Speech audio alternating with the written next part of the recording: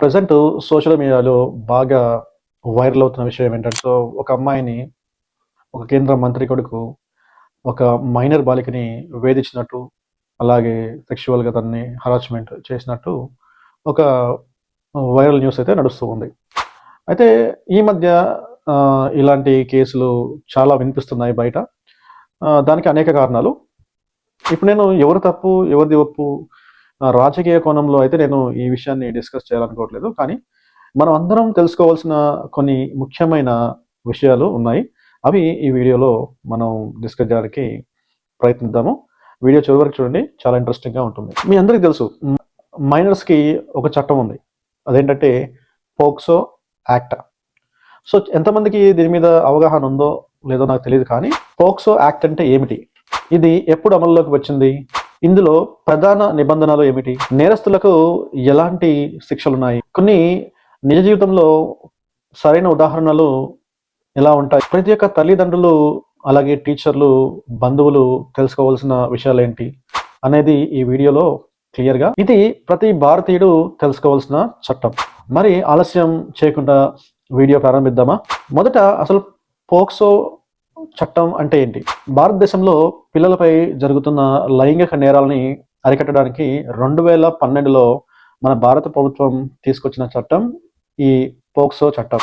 ఈ చట్టం 18 సంవత్సరాల లోపల ఉన్న బాలికలను రక్షిస్తుంది. అంటే ఈ చట్టం కేవలం అమ్మాయిలకే కాదు, అబ్బాయిలకు కూడా వర్తిస్తుంది.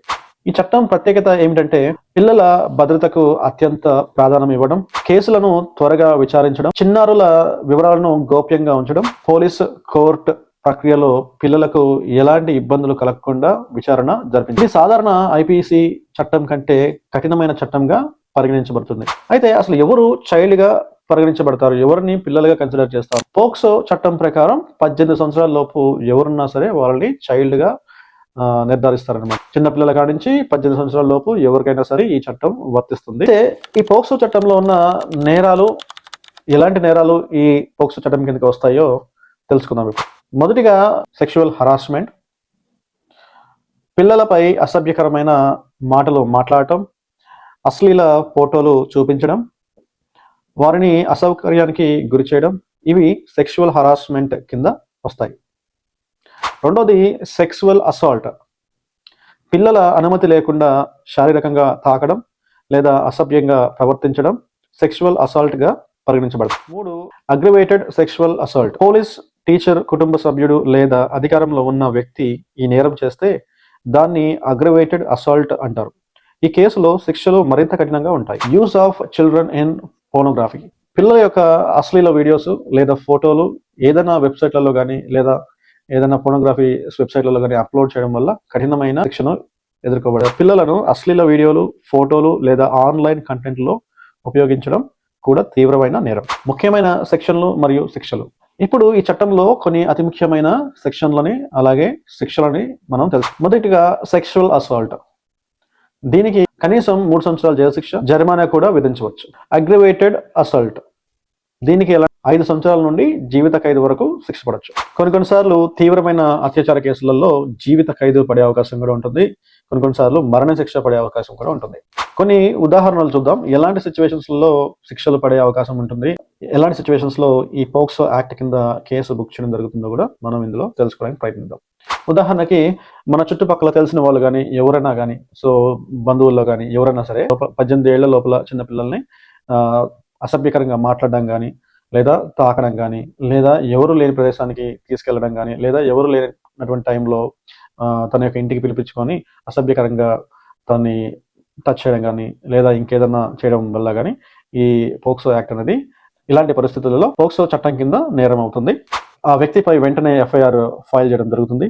బాలిక స్టేట్మెంట్ని సురక్షితంగా రికార్డ్ చేస్తారు. కేసు ప్రత్యేక కోర్టులో వేగంగా విచారణ జరుగుతుంది. ఇక్కడ ముఖ్య విషయం ఏమిటంటే 18 సంవత్సరాల లోపు వారు ఎవరైనా సరే కన్సెంట్ ఇచ్చినా కూడా అది కోర్టు పరిధిలో చెల్లదు.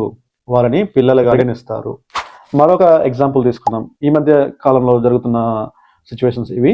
సోషల్ మీడియాలో ఎవరో ఒక వ్యక్తి పరిచయం కావడం, తర్వాత ఒకరికొకరు అర్థం చేసుకొని లేదా ఒకరికొకరికి కమ్యూనికేషన్ పెరిగి ఒకరి ఫోటోలు ఇంకొకరు షేర్ చేసుకోవడం, ఆ ఫోటోలను అడ్డం పెట్టుకొని ఈ వ్యక్తులని బ్లాక్మెయిల్ చేయడం, లేదా ఆ ఫోటోలను తీసుకెళ్లి ఏదైనా వెబ్సైట్లలో అప్లోడ్ చేయడం, ఇలాంటివి అన్నీ కూడా పోక్సో చట్టం కింద పరిగణించబడతాయి.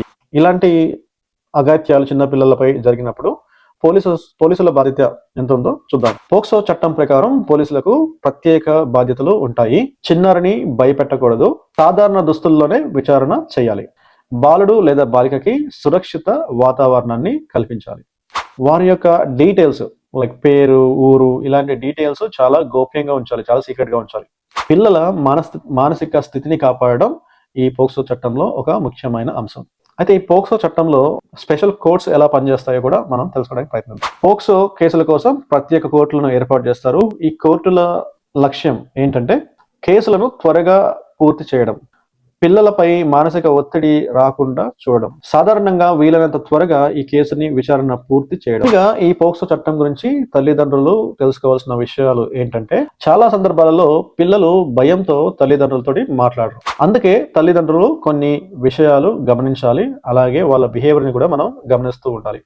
కొన్ని వార్నింగ్ సైన్స్ మనం చెప్పుకుందాం. ఇప్పుడు ఈ వార్నింగ్ సైన్స్ కానీ మీ పిల్లల్లో కనిపిస్తే వాళ్ళు ఏదో ఎక్కడో అత్యాచారానికి కానీ లేదా ఏదైనా అబ్యూస్ కానీ గురైనట్టు, పిల్లలు అకస్మాత్తుగా భయపడడం, ఒంటరిగా ఉండటం, స్కూల్కి వెళ్ళడానికి నిరాకరించడం, మొబైల్ లేదా సోషల్ మీడియా వాడకంలో మార్పులు రావడం, మానసిక ఒత్తిడి లక్షణాలు వాళ్ళలో కనిపించడం. మీకు వీలు దొరికినప్పుడు పిల్లలతో మాట్లాడి వారికి భరోసాని కల్పించండి.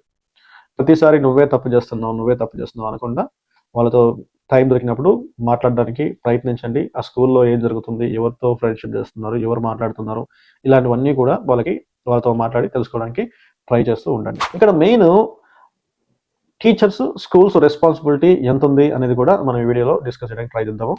స్కూల్స్ కూడా పిల్లల భద్రతపై ప్రత్యేక శ్రద్ధలు చూపించాలి. సీసీటీవీ ఏర్పాటు, child safety committees, awareness programmes, complaint system, ఇవి చాలా అవసరం. అయితే కొన్నిసార్లు ఈ పోక్సో యాక్ట్ని ఉపయోగించుకొని చాలా మంది ఫాల్స్ కంప్లైంట్స్ కూడా పెడుతూ ఉంటాయి. కొన్ని తప్పుడు ఫిర్యాదులు కూడా వస్తూ ఉంటాయి. అలాంటి ఫిర్యాదులు కూడా కోర్టు ప్రత్యేక శ్రద్ధతో విచారణ జరిపి తీర్పునివ్వాల్సి వస్తుంది. అయితే నిజమైన బాధితుడికి న్యాయం జరగడం ప్రధాన లక్ష్యం. మన భారతదేశంలో ప్రతి సంవత్సరం వేలాది పోక్సో కేసులు నమోదవుతూ ఉన్నాయి. దీనిలో చాలా వరకు తెలిసిన వారే, బంధువులు, చాలా దగ్గర వాళ్లే ఇలాంటివి అఘాయిత్యాలకి పాల్పడుతున్నారు. అందుకే అవగాహన చాలా అవసరం. పిల్లల భద్రత కేవలం చట్టాలదే కాదు, అది ప్రతి టీచరు, ప్రతి తల్లిదండ్రి, ప్రతి పౌరుల బాధ్యత. పిల్లలు భయపడకుండా మాట్లాడే వాతావరణాన్ని కల్పించాలి. వారికి గుడ్ టచ్, బ్యాడ్ టచ్ అనేది నేర్పించాలి. సోషల్ మీడియాలో జరిగేటటువంటి ప్రమాదాల గురించి కూడా వీళ్ళకి అవగాహన కలిగించాలి. ఒక చిన్నారి జీవితాన్ని కాపాడడం మనందరి బాధ్యత. ఈ వీడియో మీకు ఉపయోగపడితే తప్పకుండా షేర్ చేయండి. ఎందుకంటే ఈ సమాచారం మరొక కుటుంబానికి సహాయం చేయొచ్చు. మరిన్ని వీడియోల కోసం మా ఛానల్ని సబ్స్క్రైబ్ చేయండి.